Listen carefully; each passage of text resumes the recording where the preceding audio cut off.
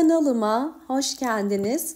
Bugün sizlere orkide bakımına dair çok önemli püf noktalardan bahsedeceğim. Eğer orkideleriniz uzun süredir çiçek açmıyorsa ya da çiçek sayısı az ise bu tarz orkideler nasıl çiçeklendirilir? Sizlere detaylarıyla göstereceğim. Ve ikinci olarak eğer orkidelerinizin yaprakları hasta ise, bir böcek varsa ya da orkidenizin kökleri çürüdüyse bu tarz orkideleri yeniden nasıl kurtarabiliriz? Birazdan sizlere anlatacağım. Tüm püf noktalarıyla orkidelerinizi kurtarabilir ve bahar ayına bol bol çiçekli girebilirsiniz. Hemen birinci yöntemimizden başlayalım. Orkidelerde böceklenme ve hastalık problemleri varsa bunun için sarımsak kullanabilirsiniz. Ben bugün orkideleri kurtarmak için sarımsak kullanacağım.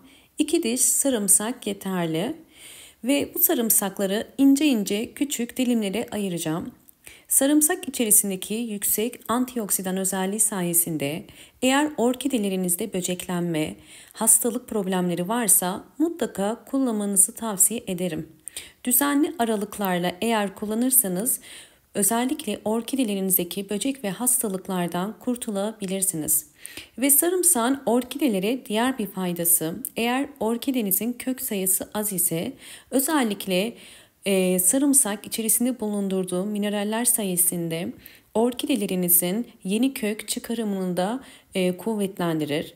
2 diş sarımsağı küçük parçalara doğradım. Bakın elimdeki kavanoz 720 mililitrelik bir kavanoz. Bu kavanozun içerisine doğradığım sarımsakları koyuyorum. Ve daha sonra kavanozun içerisine su koyacağım. Bu kadar su koydum. Yani toplamda 700 mililitre kadar su koymuş olduk. Ve içerisine bal ekliyorum. Sadece bir çay kaşığı kadar bakın balı hazırlamış olduğum sarımsaklı suyun içerisine koyup karıştıracağım. Özellikle bal prebiyotiktir ve içerisinde birçok B vitamini ve mineraller vardır. Sarımsak ile birleştiği zaman güçlü bir antioksidan olur ve özellikle orkidelerinizde kök çürümeleri, hastalık ve böceklerin önüne geçerek sağlıklı yaprakların ve sağlıklı köklerin çıkmasına yardımcı olur. Bu karışımı 24 saat serin bir yerde bekletiyoruz.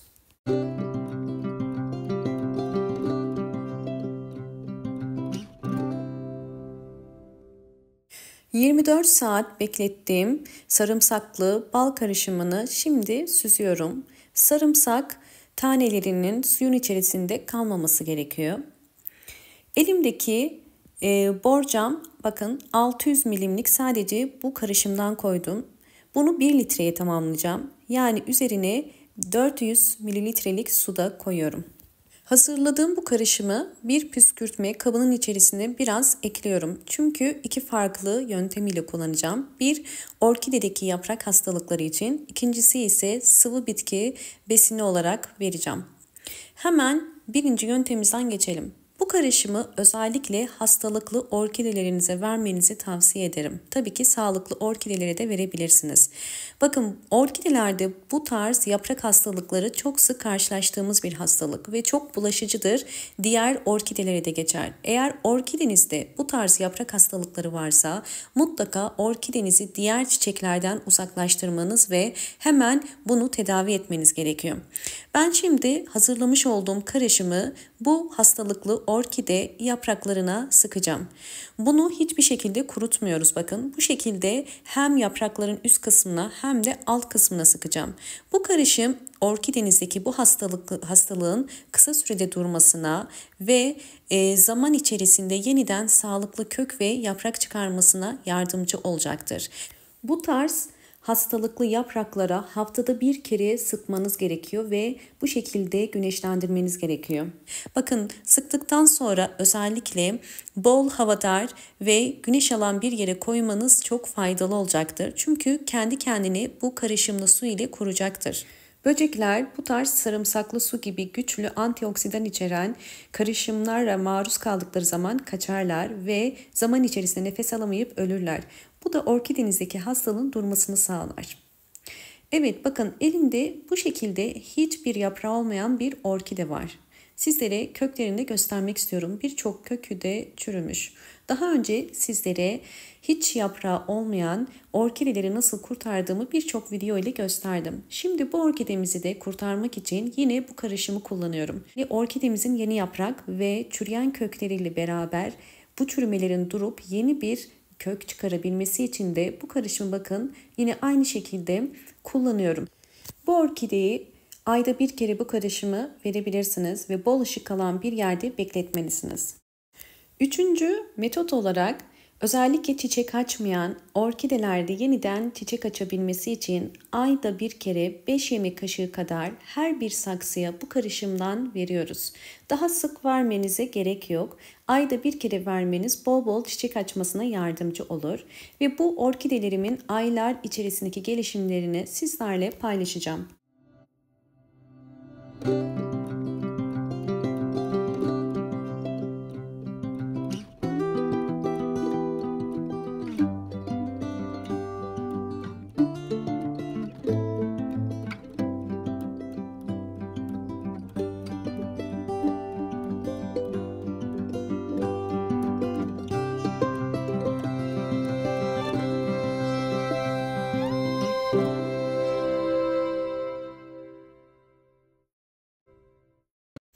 Evet, aylar içerisinde orkidemin gelişimini sizlerle paylaşıyorum. Gördüğünüz üzere hastalıklı yaprakları olan orkidem şu anda daha sağlıklı ve bol bol yeni çiçek dalları çıkardım. Bir orkidenin bu şekilde gelişim göstermesi en az 6 ayı bulur. Bu şekilde çiçeklenmesi.